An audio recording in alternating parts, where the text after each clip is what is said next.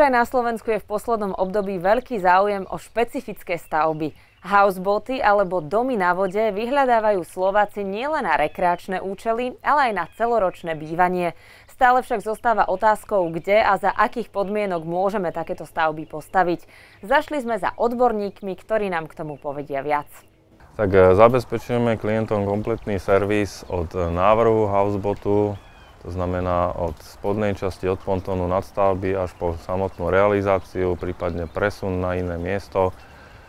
Niektoré stavebné povolenia, čo sa týka vyväzovacích prvkov. Ceny sa pohybujú od 100 do 160-180 tisíc podľa veľkosti houseboatu.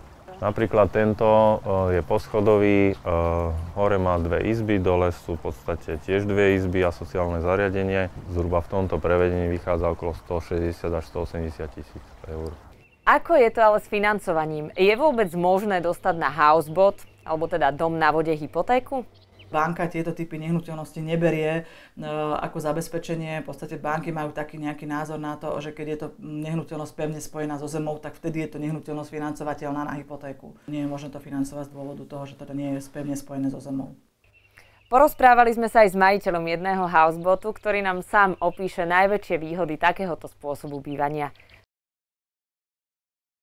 Dá sa tu bývať celoročne a vy tu bývate celoročne.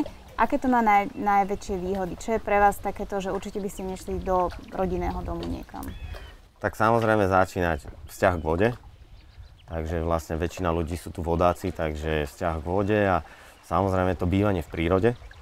A aké je to, keď je zima? Nie sú tam nejaké obmedzenia? Obmedzenia nie sú, samozrejme jedine s prístupovou cestou. Ako je to s parcelami alebo s miestom, kam si vlastne chcem postaviť ten houseboat? No, houseboat si môžete pristaviť alebo ukotviť k brehu len samozrejme na mieste, ktoré vám určí správca toku.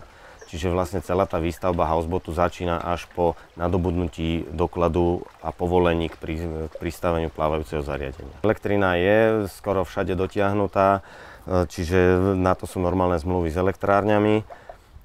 Plyn ten tu nie je, samozrejme, pretože v záplavovej zóne. A odpady, voda vlastne je vťahaná zo studní, čiže každý houseboat má svoju studňu a odpad je riešený formou biologickej čističky odpadových vôd.